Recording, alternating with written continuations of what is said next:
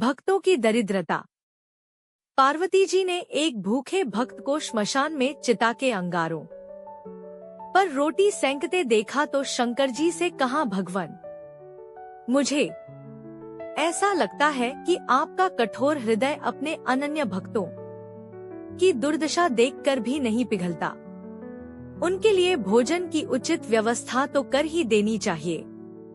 महादेव ने हंसते हुए कहा, शुभे, ऐसे भक्तों के लिए मेरा द्वार सदैव खुला रहता है, पर यदि कोई वस्तु दी भी जाए तो उसे स्वीकार नहीं करते, कष्ट उठाते रहते हैं। फिर ऐसी स्थिति में तुम ही बताओ मैं क्या करूं? मां भवानी आश्चर्य से बोली, तो क्या आपके भक्तों को उदरपूर्ति के लिए भोजन की आवश्यकता भी अनुभव नहीं होती? शिवजी ने कहा, परीक्षा लेने की तो तुम्हारी पुरानी आदत है। यदि विश्वास न हो तो तुम स्वयं ही जाकर क्यों न पूछ लो। परंतु परीक्षा में सावधानी रखने की आवश्यकता है।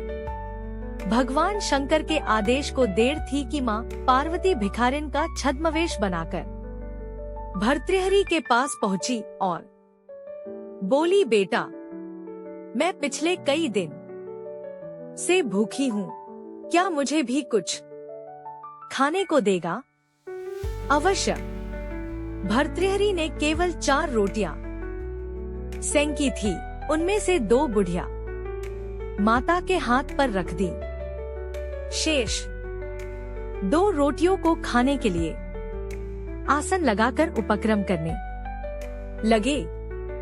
भिखारिन ने दीन भाव से निवेदन किया, बेटा, इन 2 रोटियों से कैसे काम चलेगा?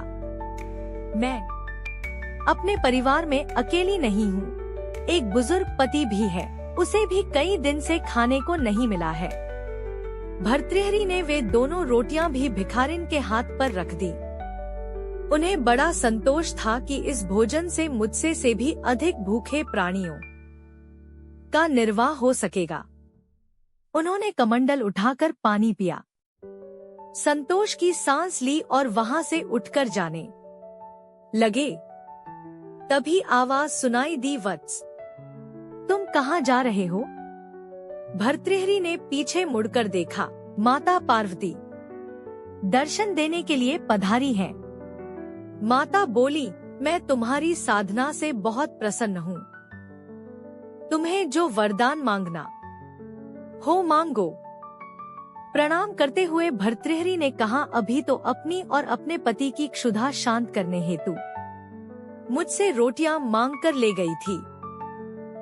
जो स्वयं दूसरों के सम्मुख हाथ फैलाकर अपना पेट भरता है, वह क्या दे सकेगा? ऐसे भिखारी से मैं क्या मांगू? पार्वती जी ने अपना असली स्वरूप दिखाया और कहा, मैं सर्वशक्तिमती हूँ, तुम्हारी परदुख कातरता से बहुत प्रसन्न हूँ, जो चाहो सो वर मांगो। भर्तृहरि ने श्रद्धा पूर्वक जगदम्बा के चरणों में सिर झुकाया और कहा, यदि आप प्रसन्न हैं, तो यह वर दें कि जो कुछ मुझे मिले उसे दीन दुखियों के लिए लगाता रहूं और अभावग्रस्त स्थिति में बिना मन को विचलित किए शांति पूर्वक रह सकूं। पार्वती जी एवंस्तु कहकर भगवान शिव के पास लौट गई। त्रिकालदर्शी शंभु यह सब देख रहे थे।